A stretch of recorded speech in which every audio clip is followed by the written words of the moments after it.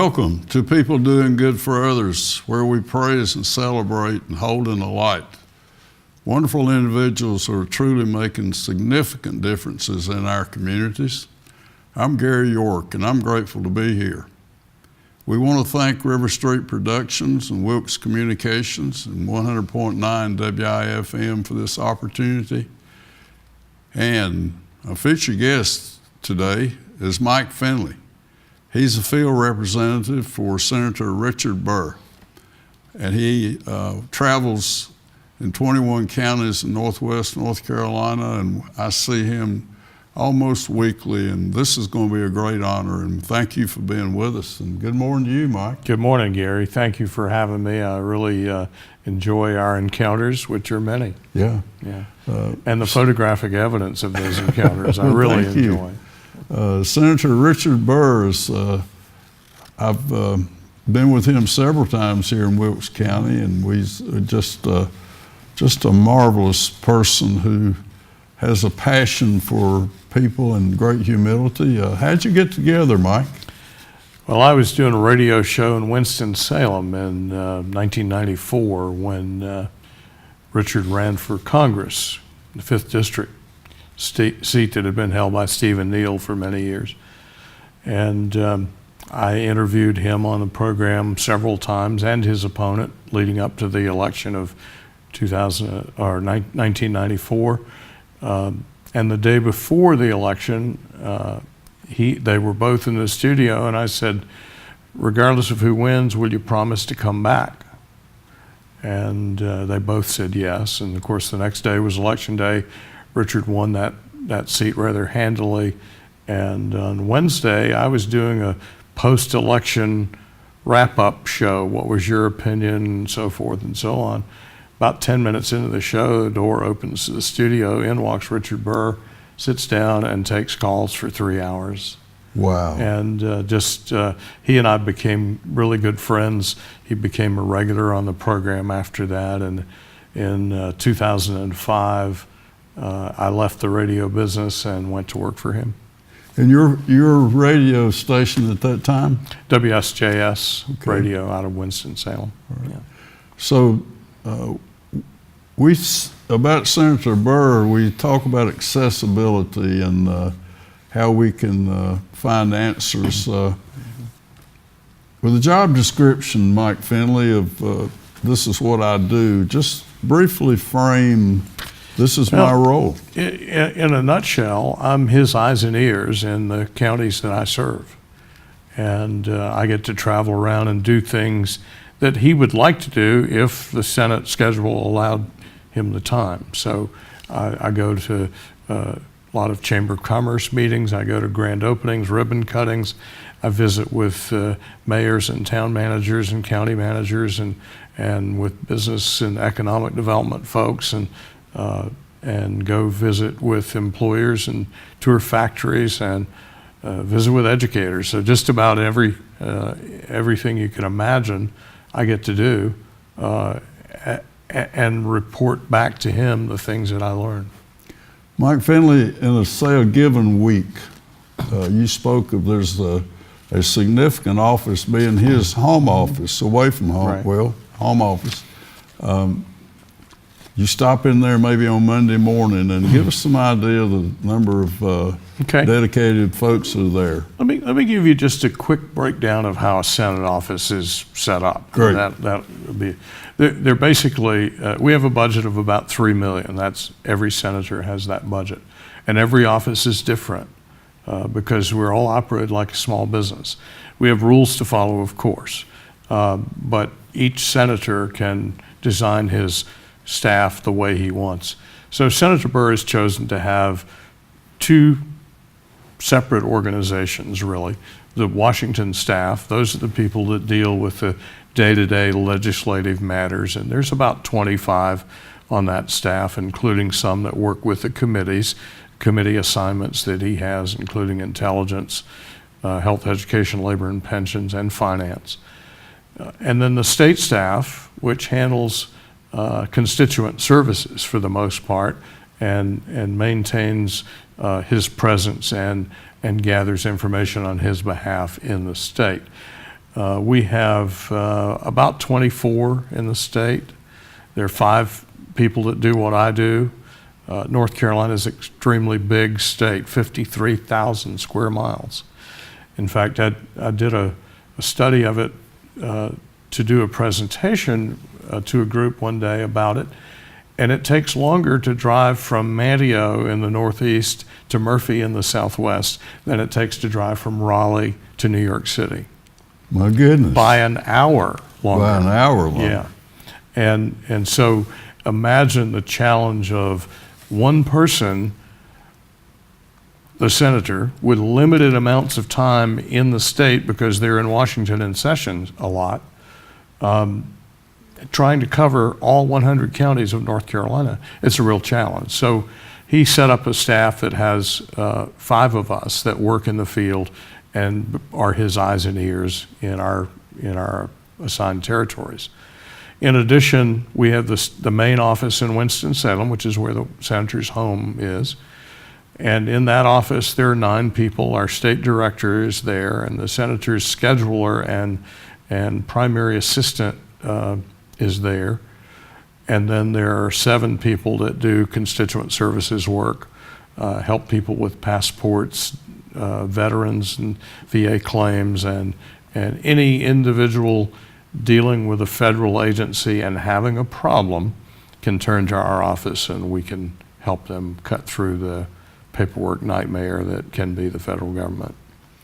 So we have two basic staff. And then the other offices in North Carolina are where? We have an office in Wilmington. There are 3 people assigned there, plus a field representative, and they do much the same kind of work that the Winston-Salem office does for the eastern half of the state. And then we have a small office in Rocky Mount. There's 1 person and a field representative that works out of that office. And then an office in Asheville where there is also 1 person and the field representative that works out of the Asheville office to handle the southwestern part of the state. Mike Fenley is the field representative for Senator Burr. You travel a lot. Yeah. You're in a lot of, give us some idea of the miles you drive. Last year, I did 45,000 miles in Northwest North Carolina. So in my 20 counties that I cover, 45,000 miles on my car. That's rough on a car. Yeah. I don't really have an office. I have a laptop computer and I have an iPad and a smartphone so that I'm in touch with our office at all times. But most of my time is spent in my car. In fact, I probably spend more time in my car than I spend anywhere else. Yeah. Yeah, I mean, that's... Well, you're easy to find. We Well, call your number and wow, you're usually just right there. Well, and my cell phone number is a matter of public information. I mean, it's on my business card and I give it to everybody I see. I have email that people communicate, and usually email is the better way because if I'm driving, I can take your call, but if I'm doing something like this, I can't take somebody's phone calls. Yeah. And so What is your email? it's Mike_Fenley, and that's Fenley @Burr, BURR, .senate.gov, G-O-V. Yeah. And your phone number? 336-251-8156. Okay. Yeah. Give us some idea of a year schedule in and out of North Carolina for the senator, please. Okay, a typical calendar for the Senate is about 200 days in session. So that's when they have to be in Washington in order to be present for votes and for committee activities and dealing with constituents in Washington. So 200 days of session time. There are additional days involved in committee activities. Some committee hearings are held when the Senate may not be in session.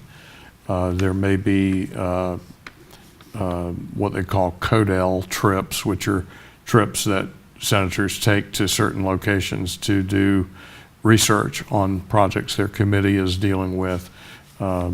Often they end up in Afghanistan or Pakistan or Saudi Arabia or who knows where.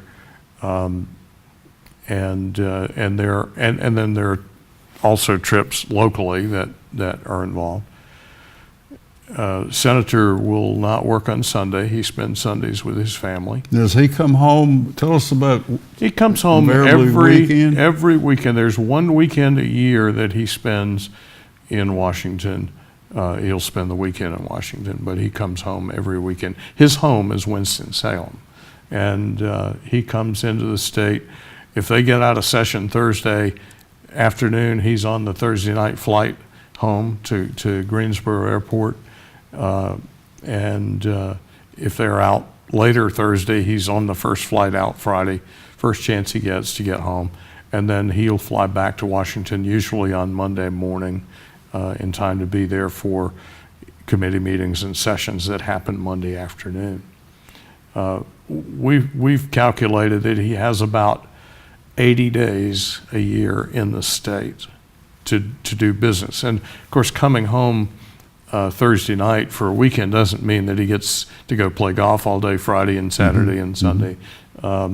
We will schedule activities for him for the days that he is in the state. On Fridays and Saturdays, we will take him to visit a manufacturing site or visit with a Chamber of Commerce group, a Rotary Club, to speak to people. So we keep him pretty busy when he's in the state. There are recess periods. Of course, the most recent August recess was... Is that for the whole month? Well, they're out of session, scheduled out of session for the entire month of August. Usually from the last weekend in July through Labor Day. And they spend, both the House and the Senate are on that schedule generally, and they spend that time traveling the state or their district. We had a little rougher time this year because of the health care legislation that was being considered. They delayed the Senate recess until the second week of August, and so we lost 2 weeks that we were planning to have him in the state. So we tried to condense it, those 2 weeks, into the remaining weeks, and we kept him pretty busy. Yeah. Mike Fenley is sharing with us Senator Richard Burr's life in the Senate and at home. Mike, are there some things, really neat things about him that you've told me? He was here about a year ago, and I asked him to come by WIFM, and he did. Stopped in, and I said, "Wow." Well, I guess I can attribute that to my dealings with him when I was in radio, and that he understood very quickly that was a great way to be in touch with his constituents, is to do local radio. And so he still, whenever he can, loves to do it. And so we try to schedule that when the opportunity arises. And when we have him, a typical process is that I'll get a call from the scheduler 2 weeks out, and he'll say, the senator is going to go to your counties. He'll give me usually a specific county or 2-county area that he wants to go into. And then my job is to schedule things for him to do. And so in preparation for that, I like to visit and have contacts in all of those counties so that I know who to call when I'm trying to set up a visit. Sure. And as an example, in August, during the August recess, I had a 2-day schedule planned for him, and one of those days got canceled because of the delay in the recess period. So I had to, at the last minute, juggle my schedule around. But that one day that I had him in this area, we started at GE Aviation in West Jefferson, and he toured that facility and met with the staff. And then we came here and went to Geldwin Windows and Doors and saw that operation, and then we went down to Unify in Yadkinville. So we had a pretty full day with 3 key visits with employers. Obviously, the manufacturing sector of our economy is growing and is strong in North Carolina, and the senator likes to keep up with that and to be able to talk to folks that are in that sector about workforce development and challenges that they may face from federal regulation and the like. Mike Fenley, I want to go back almost to the first, and you were with him in '94, and then when did you become a full-time field rep for him? I left the radio business in November of 2005, and I took a couple of months off and went to work for him in his campaign office in the beginning of 2006. And I worked in that office through the 2010 re-election campaign, and I was working as a fundraiser and a logistics manager for the campaign office. After that campaign, an opportunity came up for me to take this position in the Senate office, so I moved across the street into the Senate office. I guess I should mention there are 2 entirely separate organizations. Campaign is totally separate and paid for by campaign funds, Sure. contributors funding. And then there's the official business office, the Senate office. And the 2 never really cross paths. I mean, I'm allowed to give their phone number, they're allowed to give my phone number, but beyond that, we don't have contact with the other side of the fence, just to keep it all above board. Yeah. Do you remember, was there an official interview when you came on board, or did you, high expectations? What did he say that day? Can you share that with us? When I left the radio business, there was an article in the newspaper about it. I had done a radio show for 12 years, and the company that owned the radio station decided they wanted to go in a different direction, so I was fired. You know, there are 2 kinds of people in the radio business, Gary. Those that have been fired and those that will be fired. Okay, and I've been there. So I found myself looking for a job over Thanksgiving weekend, and the article appeared in the newspaper the following day or the day after, and the senator called me and said, "Are you going to be okay?" And I said, "Yeah, I'll be fine. I'm not sure what I'm going to do, but I'm going to be looking for a job." And he said, "Well, I may have something for you." And so he talked to me briefly about that position at the campaign office, and then I went and talked with our campaign manager, who did the formal official interview, and I was hired and went to work for the campaign office. And that was quite an experience. I really enjoyed that side of politics. You know, for 5 years I did that job, and then moved to this one, and this is incredible. I just love it. What's incredible about it? Well, I meet so many neat people. I see so many things. I learn about some of the incredible things that are done in North Carolina. You know, nowadays the economic development people are talking about we need to have an auto assembly plant. Well, you know why we need an auto assembly plant? Because we make almost every part of an automobile. We just don't put them together.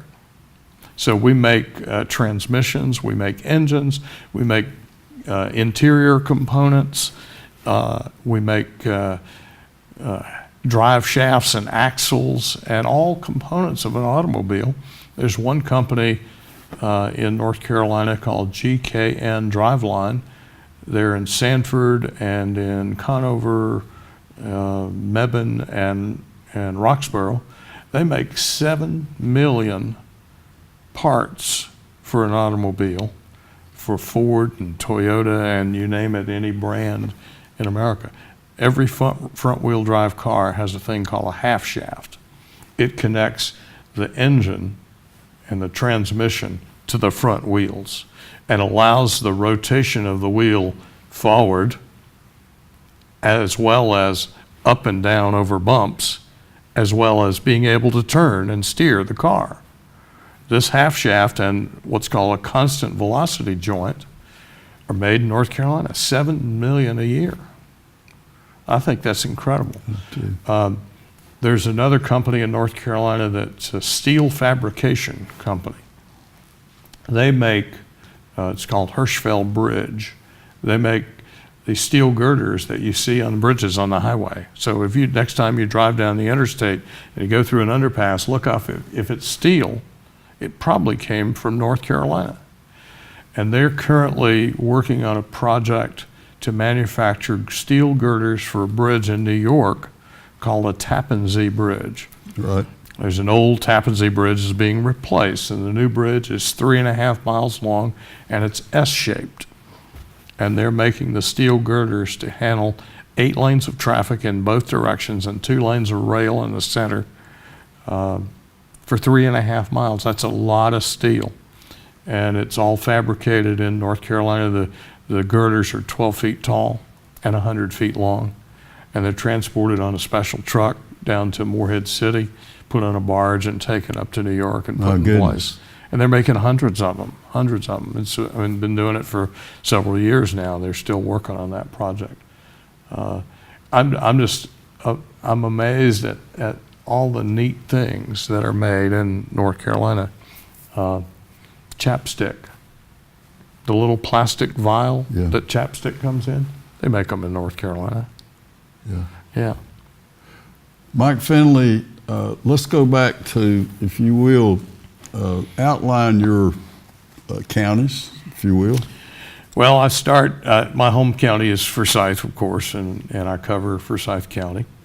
I have Guilford and Alamance and Orange and Chatham, Randolph, Davie, Davidson, Iredell, Alexander, Caldwell, Watauga, Ash, Allegheny, Wilkes, Yadkin, Rockingham, Stokes, and Caswell.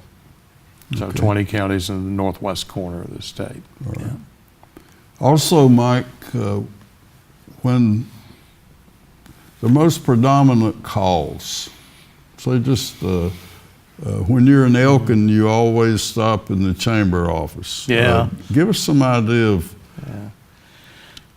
needs, if you will. Let's go there first. Well, first off, I guess I love to go to small towns. I love to go to Elkin, to Wilkesboro, to North Wilkesboro, to Jefferson, West Jefferson. Small towns seem to first off, are very friendly, and everybody likes to go where they're welcome. We also know that small towns and rural counties don't have the resources that the big cities have. Big cities have grant writers and all these staff people that do all the research on things, and the smaller organizations don't have that. So we like to be able to provide assistance to those communities in that area. So knowing that there are USDA grants for rural development in North Carolina that help build affordable housing or community facilities like a fire station, and to just knowing that there are things like that available and helping them make the connection with the agency to get those grants. The senator will often write support letters for local businesses. And then we do things, a great example here in Wilkes, there's been a project going on for years to put a water intake at Carscott Dam. Yes.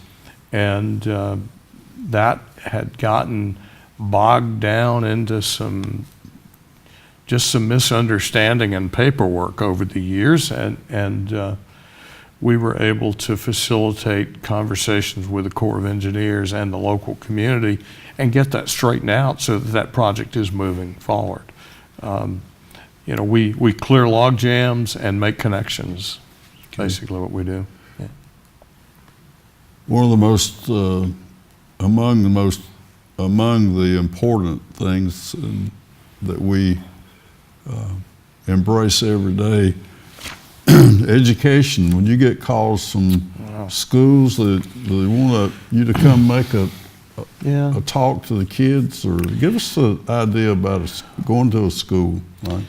Well, there are a couple of things that I get involved in regularly with schools that I think are very important, and one is career and technical education. Okay. Schools, public schools for years. Wayne Shepherd here in our Wilkes County You system. have a great operation, a great organization in Wilkes. In fact, I'll be back up, I think, next week or week after for a luncheon concerning their career and tech program. Let's go back to bigger picture economic development first, because this kind of leads into it. North Carolina is actively recruiting an automobile assembly organization, and there's a lot of rumblings about we got a pretty good chance of getting one over the next year or so. We have large mega sites available in North Carolina that have all of the amenities that a large manufacturer wants. We have the space available. And so if you've got an auto assembly plant to locate in our state, it doesn't really matter where it is, because the vendors are going to follow them, and that economic impact will be statewide. We're talking about 4,000 to 5,000 jobs in one location, plus the multiplier of the vendors that locate in the state. Call it that 60-mile outreach. Or for auto manufacturing, it's even greater than 60 miles. Okay. Auto assembly, I mentioned GKN. They manufacture that product in Roxborough, and they transport it, some of it, to Greenville, South Carolina, and some beyond. But it's on-time delivery, because the assembly plant doesn't want to deal with inventory. They want the truck to come in today, deposit the product, it gets put on the car, and it's out the door. And so the on-time delivery process is crucial. So proximity is important, but the ripple effect of a large manufacturer like that will cover the entire state. And we're talking maybe workforce demand of 10,000. Well, with an unemployment rate that we have today in the low fours, we don't have the workforce to satisfy that need. Now, if somebody announced an auto plant today, it wouldn't just open tomorrow, but it would take a few years, so we have time to find those people. But we have to remember, or I have to know, that manufacturing is growing and is strong in North Carolina. The technology related to manufacturing is way different than it used to be.